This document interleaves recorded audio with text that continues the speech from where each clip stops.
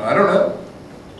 I've always said to my Christian associates, if you want Josephus, you're welcome to him. The race of Christians who derive their name from him likewise still continues to this day. But I don't know if Christians had become a known quantity in the world by 70 AD or thereafter, maybe by 90, yes. They were around. But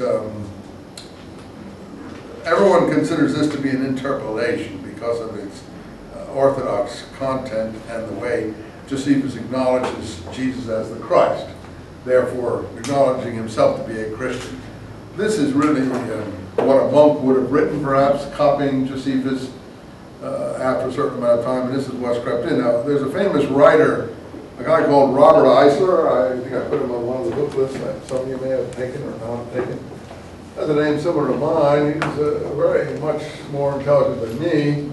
And he wrote a long book called The Messiah, Jesus, and John the Baptist. That's out in English translation in a abridged form, because the original is in German much longer. And he tried to reconstruct the original testimonies from Josephus, what they would really have been about Jesus, except the John and the James testimonies.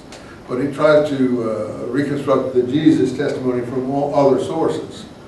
And I think it's a really interesting speculation that he goes through there. He goes through a lot of other sources. And he taught me a lot in that I learned that what people did when they interpolated was take out the section and put in something about the same length in that section. Sort of like they pasted something over it. They didn't recopy the whole manuscript. And maybe they took out a page or something and recopied the page or whatever. Or the piece of the scroll. They didn't do the whole scroll all over again. So what they put in had to agree with what was originally there. I do it a lot of times when I'm correcting proofs. I don't like what I've written and so, but it has to, you can't redo the whole proof, so you got to get a section that agrees with what you took out, some other wording. I don't know if you've ever done that in papers and things. Anyway, let's not waste time on that particular testament. The John the Baptist one is interesting, and I think it gives insight into the period. One last point that I did make before about John is that in the Gospel, and this is not in the Gospel of John. John does not have this material. It's only in what we call the synoptics. The synoptics, we call them synoptic because we think they're related to each other and based on the same or similar sources. Mark, Matthew, and Luke are variations. They get basically the same picture with slight variations. Luke having the most variations, John being the simplest. Matthew having a lot of scriptural quotations. Matthew generally agreeing with Mark and to some extent agreeing with Luke over Mark. And what scholars do, they like to look at all the agreements between them. But I think the relationship with the Gospels is much more complex than even scholars imagine, because I often see material from John and Luke and it's not in Mark, and I see material in John from Luke or something like that. And I think the relationship is terribly complex, the interconnectedness and influences, and they developed over a long period of mutual influence, and I don't think there's any way to sort out which came first and which came last. And to take a document that they take out that they call Q, which is supposed to be the extra material, I think, in Matthew and Luke that's not in Mark or whatever. And I frankly quellen the Q German meaning source, but I don't think that that's really, it may be helpful, but I don't think it's reliable or provable in the end that there was ever such a thing called Q that all these people try to talk about. But that the relation with the Gospels is terribly complex, and I wouldn't even think that it's possible to sort out to any final satisfactory manner. So I don't even personally try. You say, well, what do you do? I do, I just leave them the way they are, you know, and move on. That's what I'm going to do here. But where John is concerned, there is one piece of information that is interesting. I said it. Material isn't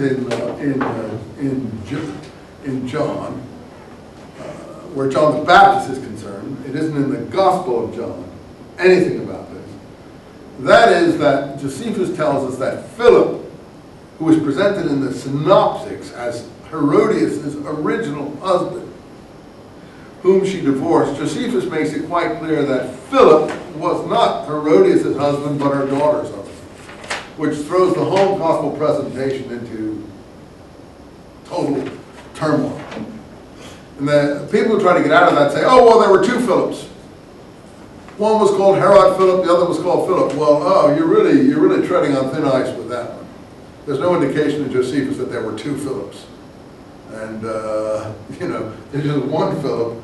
And it turns out, and the whole thing about about John's arguments over why he had no right to marry his brother's wife.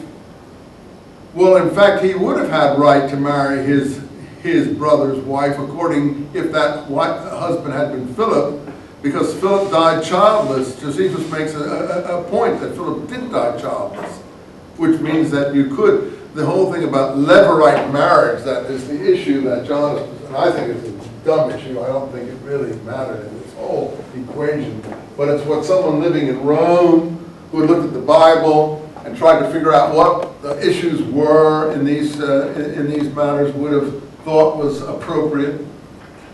It was some arcane Jewish idea that if your brother had predeceased you, that you had to leave inheritance for your brother, and therefore you were entitled to take his wife in order to basically, like you, in vitro fertilization. Today they would have said, go get from the sperm banks and stuff, but that the brother shouldn't die childless. So the wife should be impregnated by someone from the family to give the brother, you know, representation. That's a decent idea from a primitive society in those days. I don't think it had anything to do with the situation, but that's the only thing the writers could come up with. Why was everyone angry at John? Well, if they had the Dead Sea Scrolls, they would have had plenty more to understand what the problem was there. Because the Dead Sea Scrolls come down really very heavily on niece marriage.